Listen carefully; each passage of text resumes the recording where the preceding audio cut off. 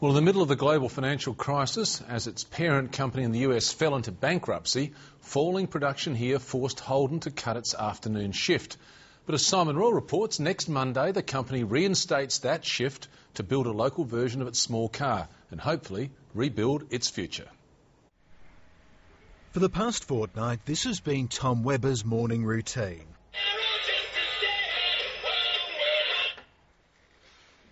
The 19-year-old has just started work at Holden's Elizabeth plant. But come next Monday morning, things are going to change for Tom Webber, as they will for a number of other workers. He won't have to get up first thing in the morning. He'll be starting work on the new second shift in the afternoon. I'll be working on the chassis line, and as part of underbody assembly. There's 6 different jobs that in total that I'll be working through on a rotating period throughout the day. We're expecting that the new shift will allow South Australia to have the flexibility to build 2 different vehicles in Adelaide. One, the traditional large car that we've always sold in the Commodore, and the world-class cruise small vehicle coming to South Australia very soon.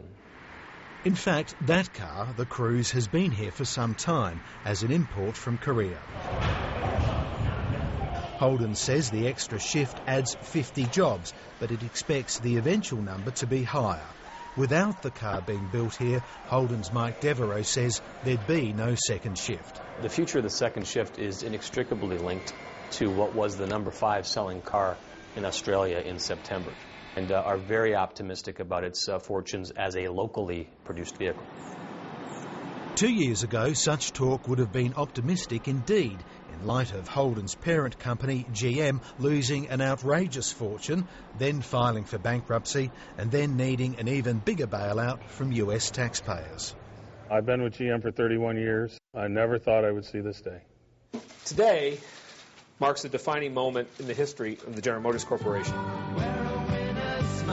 The challenge here is that traditionally local car makers, including Holden, have been anchored in the large 6-cylinder car.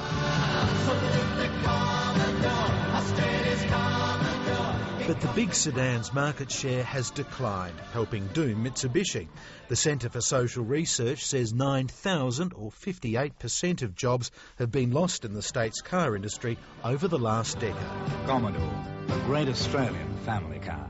The small car is now king. And that's where the Cruise plays, that's where the Toyota Corolla plays, the Mazda 3. It is the largest segment in Australia, and we want to get our fair share of it. For Tom Webber, it means secure employment for the next 12 months, while he finishes his Justice Studies course at TAFE and waits to get into the Police Cadet training course at Fort Largs. I'm enrolled in a 12-month contract through Holden, so that fits in perfectly. By around the time my course finishes, my contract with Holden finishes. No hard feelings with any employers because that's how long I'm there for. And like I said, the main thing is the source of income. It's a good income for me. It's close to my place of residence and ticks all the boxes. There are some things, though, a new small car won't change. In the middle of the global financial crisis, a locally built small car was talked up as an industry saviour and a driver of clean green technologies. We negotiated with the Rudd government to have this major injection of money in the Elizabeth plant, $180 million. We're putting in $30 million. It's about getting 2 model cars, and that's what we want to see. We want to see activity. And of course, what's happened in a sense is that the global financial crisis has meant that it is now imperative for the car makers to embrace green technologies. But according to Mike Devereaux, while Holden will soon have an electric hybrid vehicle, it will be imported.